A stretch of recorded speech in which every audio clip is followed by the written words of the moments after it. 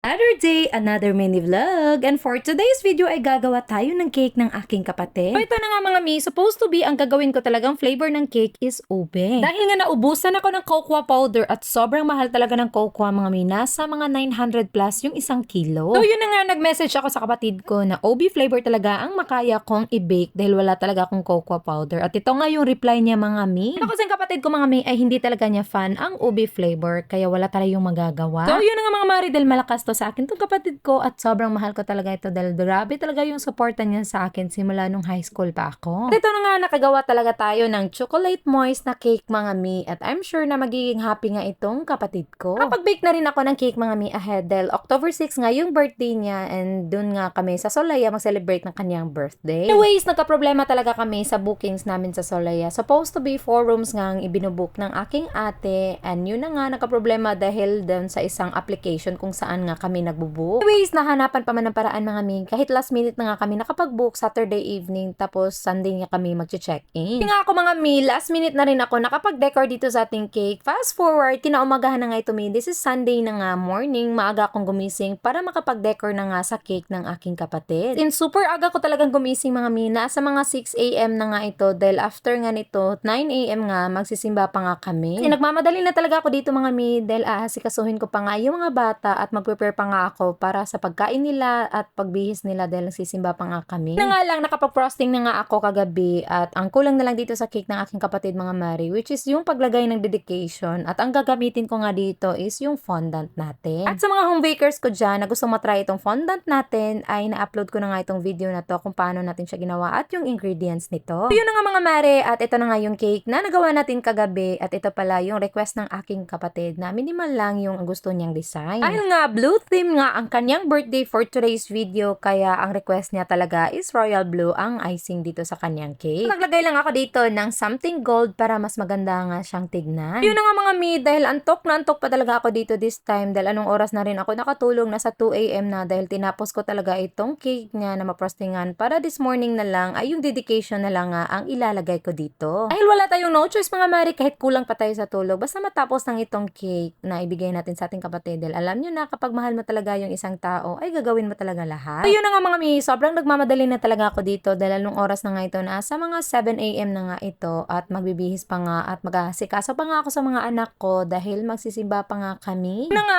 time management talagang ginawa ko dito mga mi para naman hindi talaga ako mapipressure dahil alam nyo na mag-prepare pa nga kami sa dadalhin namin dahil mag-outing nga kami at sa Solaya pa nga yung venue namin. Since 2 p.m. pa nga ang check-in time namin dun sa Solaya mga mari kaya heto, nagsimba muna kami at para bless naman ang ating Sunday. Anyways, malapit na nga ako matapos dito mga mi at eto na nga siya. Tapos na nga ang birthday cake ng aking kapatid. O diba napakaganda. Kahit simple lang mga mi ay napaka-elegant nga niyan tignan. Hanggang dito lang tayo. Babush!